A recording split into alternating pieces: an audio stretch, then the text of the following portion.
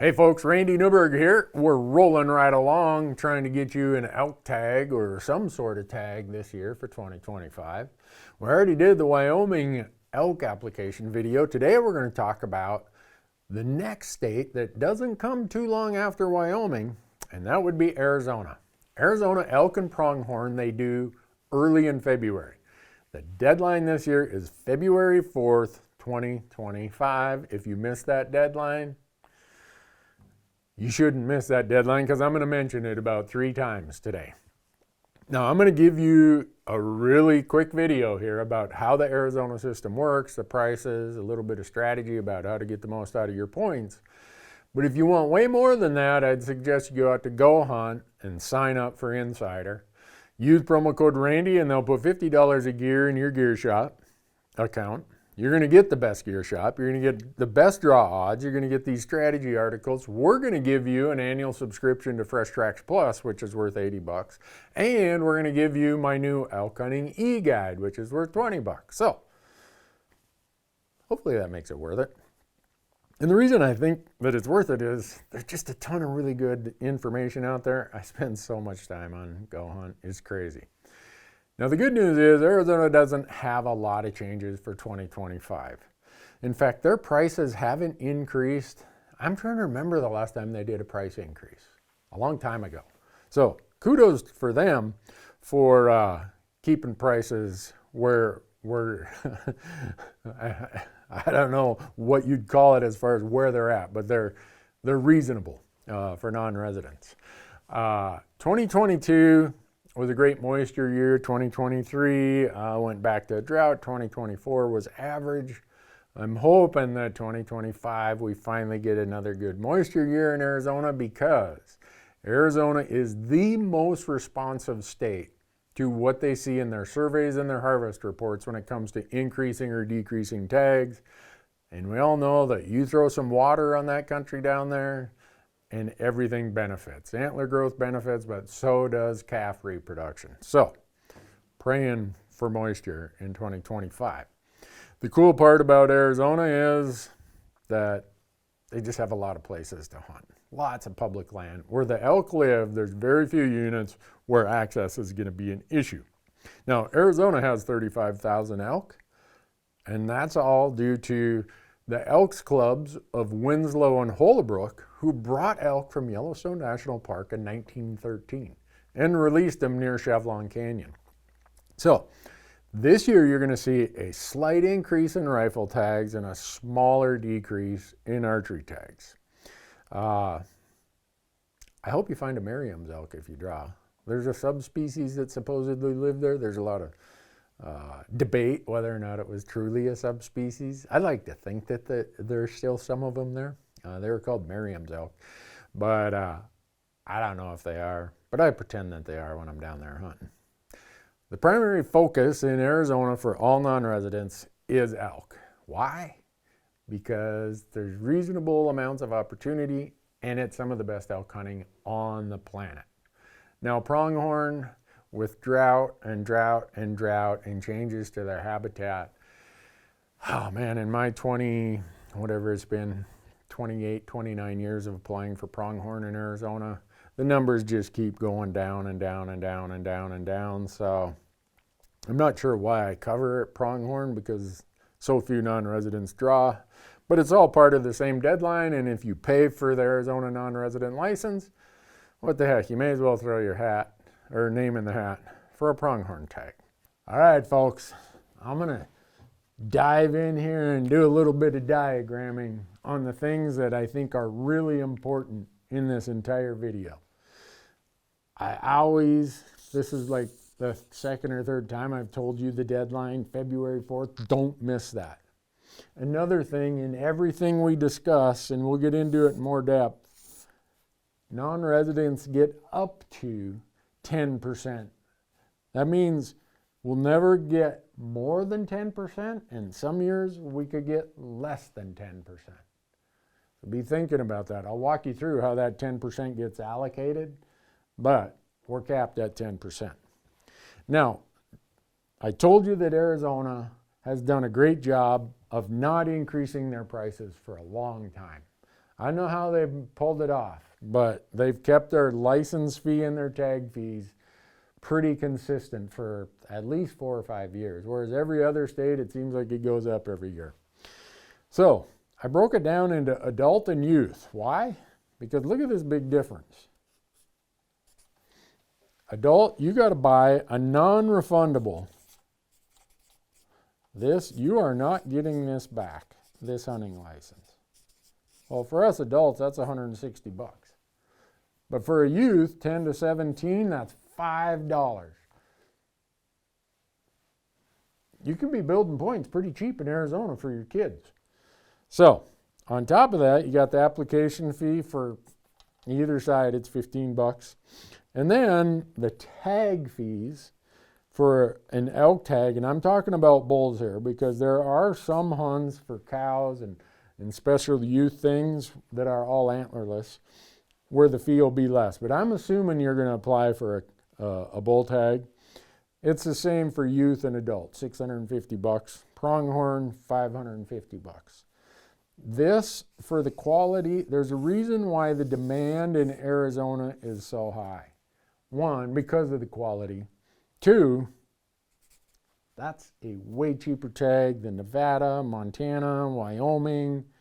I think Colorado might be bumping over that now. It's cheaper than the good hunts in New Mexico, cheaper than Utah.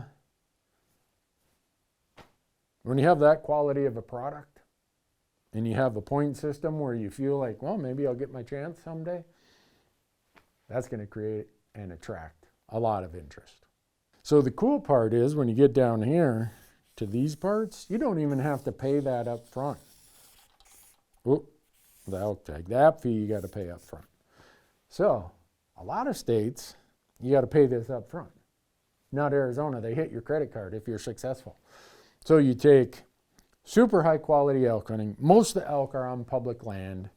A point system where you might work your way through to at least have a late season hunt. Lower than normal tag fees and not having to front all the tag fees wrapped around the umbrella or the package, the bow of hunting elk in Arizona. No wonder over 50,000 non-residents are in their point system. Then there's a couple other things that you can throw in there. It's kind of like insurance. It's called Point Guard. If you want to just protect this application, it's $10. If you want to protect your points for 3 draw cycles, I think it is, you buy what's called Point Guard Plus, and that's $25. And when I say it's like insurance, what it means is if something comes up, say a family emergency, a work event, some reason you can't make the hunt, you can turn your tag back in and get your points restored if you have bought Point Guard or Point Guard Plus, either of them. So now we got to walk through the challenging part. That is Arizona's draw system. They say they have a bonus point system, but it's really what I call a modified bonus point system. And they split their draw into 2 pieces, and I'm going to walk through all that is over here on the whiteboard. Arizona has what I'd say is somewhat of a complicated system. They like to say they have a bonus point system. I say they have a modified bonus point system. And for every species, elk, pronghorn, deer, sheep, this is how the system works. I'm going to walk you through it. So let's assume that the hunt code in question has 100 tags. There aren't any pronghorn hunts that have 100 tags, but there's quite a few elk hunts that have 100 tags or hunt codes. Well, this is step number 1 right here. That is what's called Pass 1. Every person who applies, even me with low points, I go into Pass number 1. Where 20%, or in this case 20 tags, are going to be allocated to the person with the most points. Because here's what they do in Pass 1. They take the preference, or they take the bonus points and they convert them to preference points. So he or she with the most points in Pass number 1 is drawing that tag. But only 20 of the 100 tags are in Pass 1, so they go really quick. The other 80 go over here. Now we have this non-resident cap, right, that I said is up to 10%. Not guaranteed to be 10%, but up to. So Arizona has said in no way, shape, or form is more than half of this non-resident quota going to be filled in pass number 1. Otherwise, there wouldn't be any non-resident tags in pass number 2. So there's the possibility that 5 of these 20 tags could go to non-residents because it's 5% of the 100, not 5% of the 20. So they do this. All applicants start out in this draw. Most of us aren't going to draw. And so they say, all you unsuccessful people, you're going up there and you're going to go in pass 2, or the second part of the draw. Because there's 80 tags, 80 of the 100 tags are still left. It's a true bonus point system. Over here, they converted it to a preference point system. Here, it's a true bonus point system. Now, we go through this whole process, and since it's bonus point, and I only have 3 points, I still could get a low random number here. But if you got 20 points, you got a way, way higher probability than me because I only have 3 points. So that's the beauty of keeping most of the tags in a bonus point system is everybody still has a chance. Now when we get to the non-resident cap of 10%, we know that the total cap between both passes is 10%. So 10% of 100 is 10. So that means we might get 0 tags here. We might get all 10 if no tags were drawn here. But what they do is they take the maximum, in this case 10, minus however many were drawn here. So whatever that number is. And that's how many we get left for non-resident tags in the second part of the draw. So in this case, with 100, there will never be more than 5 tags taken here, half of the non-resident quota. So that's going to leave at least half of it here, maybe more, because maybe non-residents only got 3. That means there'd be 7 available here. If non-residents only got 2, there'd be 8 available here. So just know that if you end up being farther back in the line and the non-resident quota is hit, your application's out. You're done. You're just not going to draw. With Arizona, again, have I told you again it's February 4th? If not, I'm going to tell you again. You have 2 choices that get looked at. Now, you look at your application, and there's room, I think, for 5. Well, the first 2 are all that matter for a couple of reasons. They look at person number 1, they look at the first and second choice. If there's no remaining tags for that person's choices, then they go to the next person and look at that person's first and second choice, and the next person in first and second choice. Once they look at everybody's first and second choice, then they go down to choices 3rd, 4th, and 5th. For non-residents, 1, there aren't probably going to be any tags left of the quota in that hunt code. 2, if there were any left, they probably aren't the kind of hunts you want to spend the money and the time to go and do. So just ignore choices 3 and 5. Like, get them out of your head. We're going to focus on choices 1 and 2. And we're going to talk about how you use those choices wisely. So choice number 1, that's the first thing they're going to look at if you got a low random number. They're going to be like, oh, early rifle hunt in unit 1. Oh, there's a tag. Whew. Oh man, you hit the jackpot. But most years that's not going to happen. So you want to make choice number 1 the hardest to draw hunt that you're thinking you want. Now, I always say swing for the fences, shoot for the moon, whatever you want to call it, because it's very unlikely that you're going to draw this tag. But maybe you get a low random number, over in the second part of the draw where they give away 80%, and it's a true bonus point system. So most often, if you do this and you say, well, I'm going to make this a really hard to draw tag, there's usually not going to be any tags when your number is looked at least not for choice 1. So the strategy is then make choice 2 something that's easier to draw than choice 1. Don't ever reverse it. Don't make this the easier to draw tag and that's the harder to draw tag, because you're going to get this tag if your number comes up. So I always do it as low and higher. Doesn't mean they're going to be high odds, but they're higher odds or higher probability. And for me, this is any hunt that I would be happy with. And for me, those are usually late rifle hunts or late archery hunts. I'd be happy to go to Arizona. Now, some people would say, nope, I'm going to make both of these early rifle hunts or whatever. Fine. Just know you're probably not going to draw until you get out there with 40 points or something. So make sure that you understand the best and wisest way to use choice number 1 and choice number 2. One thing I always caution people that with this system Arizona has, the draw odds are tough. And they always have been, and they're not going to get any better in my lifetime, because there are currently 51,000 non-residents holding elk points in Arizona. And almost 10,000 of those have double-digit points. So me, I'm over here with 3 points. I'm not shooting for the stars. I got to have a little more reasonable expectation. Now, those of you who might have 18 or 20 points, you're probably not even worried about this video because you've been in the system for a long time. You know how it works. If you miss the draw, it could cost you dearly.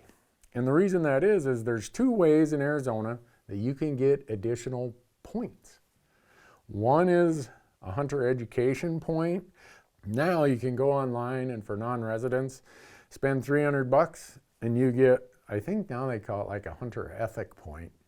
We used to always call it a hunter ed point. But anyhow, it's a permanent point that stays with you forever, never goes away, and it's for every species. And then there's the loyalty point. And this is the one I caution you that if you miss a deadline, this is going to hurt you. If you apply for a species for 5 consecutive years, the 6th year they give you an extra point called a loyalty point. Now, I've been applying for Arizona elk, deer, pronghorn, you name it, forever. So I have that loyalty point. I'm never going to miss a year and lose that loyalty point. So having the hunter ed point and having the loyalty point, if I draw, the next year when they reset my points to 0, I go back in with 2 points.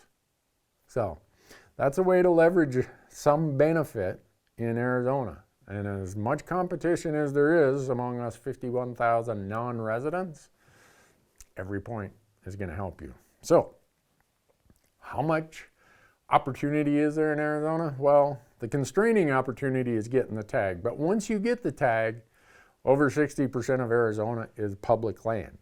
If you count in the state trust lands, the little blue squares on your map, and you can hunt those. You can't recreational shoot on them. There's a bunch of other things you can't do on them, but your hunting license allows you to hunt those state trust lands. And when you think about how Arizona's elk and pronghorn are distributed, they just about all live on public land. Not all, but most of them. So Arizona has some great youth pricing if you're age 10 to 17, so take advantage of that. The tag fees are the same, but the licenses are cheaper. Anyone born after 1966, January 1, 1966, you need to have hunter education. Should probably have it anyhow. Can you buy a point? Yeah, you can, but I don't know why you would. May as well just throw your name in the hat because you're still going to buy the non-refundable license. You're still going to pay the app fee. So if the price is all the same, pick 2 choices that are nearly impossible to draw, and maybe it'll be your lucky year. A lot of people want to know, can you return a tag? You can. I'm not sure what it would take before I'd ever return an Arizona tag, but I understand things come up, and that's where that point guard system comes into play. If you're a parent or guardian, you can transfer a tag to a youth from ages 10 to 17. There's also some stuff, special programs for children with life-threatening medical conditions, and also for our veterans, anyone in the Wounded Warrior type programs. If you want to donate a tag to that, get a hold of me. I know those groups down there. My buddy Tom will set you up. So, any short-term options in Arizona? Maybe if you get lucky. I would say everything in Arizona is at least a midterm option. There's nothing less than 5 years, unless you just get lucky and pass 2. Now, midterm options, there's some late rifle hunts, and there's some late archery hunts that would fall in that 5 to 9 year category that I think of as midterm options. Most Arizona's elk and all their pronghorn are going to be long-term options, unless you get lucky in the draw. But if you don't apply in the draw, you aren't going to get lucky in the draw. So go do that. Back to the point of Arizona always being in my top 2 states, it answers the question we often get, is Arizona worth it? Yes, it is. And if you're like me and you want to go down there and hunt coos deer, or you want to apply for mule deer, or you want to apply for sheep, or you want to go hunt javelina or quail, doves, no brainer. Arizona needs to be on your list if you're a traveling non-resident elk hunter. Arizona and Wyoming, those are your best value you're ever going to get as a non-resident for elk. Now, again, I said if you want way more detail, go out to Go Hunt. You should do that. Sign up for Insider. You'll get the best draw odds. You'll get all the stuff in their store, their strategy articles. And if you use promo code Randy, they'll put $50 of credit in your Gear Shop account. We're going to give you a Fresh Tracks Plus subscription for a whole year. And we're going to give you my new refreshed elk hunting e-guide. But whatever you do, do not miss the February 4th deadline. If you miss that deadline, well, I hope your friends take you out in the snowbank and make a snowman out of you or something. But there's no excuse for missing the Arizona deadline. Anyhow, thanks for watching. Good luck. Hope you draw a tag in Arizona and you're down there elk hunting this year.